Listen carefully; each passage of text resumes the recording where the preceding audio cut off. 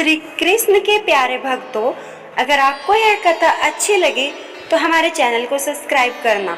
आपको ऐसी ही प्यारी प्यारी कथाएं भगवान श्री कृष्ण, भगवान शिव की प्यारी प्यारी कथाएं मिलती रहेंगी। जिस धरती पर धर्म की रक्षा के लिए भगवान श्री कृष्ण ने अवतार लिया, उसी धरती पर प्रेम, भक्ति और त्याग की मिसाल बनी एक देवी जिसका नाम था रुक्मणी।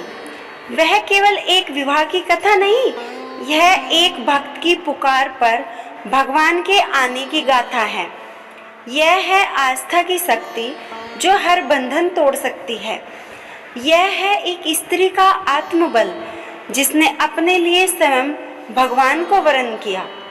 बहुत समय पहले की बात है, विदर्भ देश में एक राजा राज्य करता था। भीष्मक वह धर्मात्मा था, प्रजा हितैषी था। उसके घर जन्मी थी एक अनूप कन्या रुक्मणी। रुक्मणी न केवल अनुपम सौंदर्य की धनी थी, बल्कि गहन भक्ति, विवेक और नीति में भी निपुण थी। छोटी उम्र से ही उन्होंने श्री कृष्ण की लीलाओं को सुना था। पूतना वध, गोवर्धन लीला, कंस वध और उनकी आत्मा श्री कृष्ण को अपना परम आराध्य मान चुकी थी। मन ही मन उन्होंने निश्चय किया कि मैं तो श्री कृष्ण को ही अपना पति मानती हूँ, किंतु भाग्य को कुछ और ही स्वीकार था। रुक्मणी के बड़े भाई रुक्मी का हृदय अहंकार से भरा हुआ था। वह श्री कृष्ण से ईर्ष्या रखता था। वह चाहता था रुक्मणी का विवाह चेदीराज शिशुपाल से हो। रुक्मणी ने कई बार अपने माता पिता से भी अनुरोध किया, परंतु राजनीतिक दबाव, रुक्मणी की जिद और समाज के डर से सब चुप हो गए। विवाह की तैयारियां भी होने लगी, परंतु रुक्मणी शांत बैठी रही। उन्होंने अपने हृदय को भगवान को पुकारने का निर्णय लिया। रुक्मणी ने एक विश्वस्त ब्राह्मण को द्वारिका भेजा। वह ब्राह्मण श्री कृष्ण के समक्ष पहुंचा और रुक्मणी का गूढ़ भावनाओं से भरा संदेश सुनाया। हे द्वारिकाधीश, हे माधव, आप मेरे प्राण हैं। मैं मन, वचन और कर्म से आपको ही पति रूप में वरण कर चुकी हूँ। मेरा भाई रुक्मी मेरा विवाह शिशुपाल से कराना चाहता है। विवाह की तिथि निकट है। यदि आपने मेरी रक्षा नहीं की तो मैं अपने प्राण त्याग दूंगी। विवाह से पहले मैं माँ भगवती के मंदिर पूजा को जाऊंगी। वही समय होगा जब आप मुझे हरण कर सकते हैं। आप आएंगे? ब्राह्मण की आंखें भर आई और श्री कृष्ण का हृदय भी कांप उठा। भगवान मुस्कुराए और बोले, एक सच्ची भक्तिन की पुकार व्यर्थ नहीं जाती। मैं अवश्य आऊँगा। श्री कृष्ण तुरंत तैयार हुए। उन्होंने अपना रथ मंगवाया और सारथी से कहा, रथ में गरुड़ की गति दो। हमें अपनी भक्त रुक्मणी को समय पर बचाना है। उनके पास समय से पहुंचना है।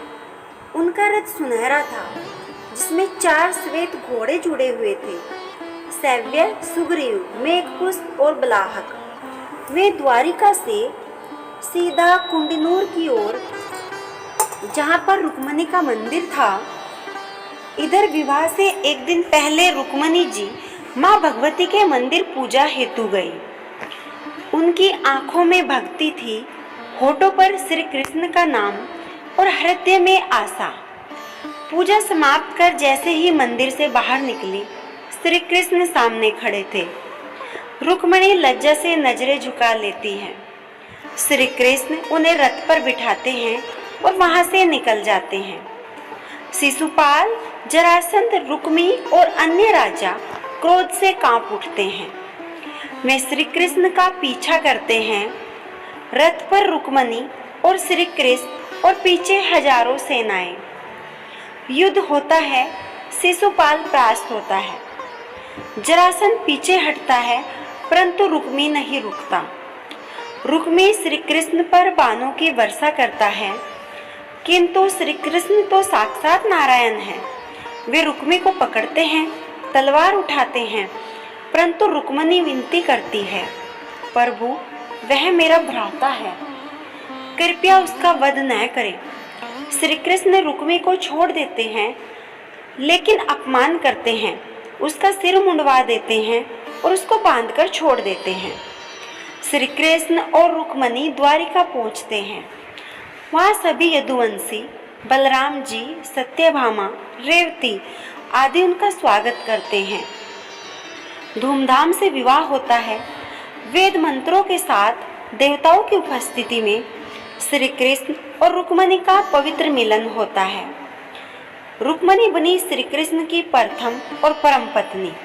वह साक्षात लक्ष्मी थी, वह स्नेह थी, मर्यादा थी, नारी गरिमा की मिसाल थी। श्री कृष्ण ने रुक्मणी को कभी भी किसी अन्य रानी से कम नहीं समझा। यह कथा केवल हरण की नहीं, यह है भक्ति के बुलावे पर भगवान के आने की, नारी की इच्छा और अधिकार की, एक ऐसे प्रेम की जिसमें कोई आग्रह नहीं था, बस समर्पण है, और उस भगवान की जो भक्त की रक्षा के लिए दौड़ पड़ते हैं। जो भी भक्त श्रद्धा और प्रेम से इस कथा को सुनता है, उसके जीवन को सारे विघ्न दूर होते हैं। दाम्पत्य में मधुरता आती है, हृदय में श्री कृष्ण का वास होता है। जय श्री कृष्ण, जय रुक्मणी माता। अगर आपको यह कथा भगवान श्री कृष्ण और रुक्मणी माता की अच्छी लगी है तो वीडियो को लाइक करें, हमारे चैनल को सब्सक्राइब करें। जय श्री कृष्ण।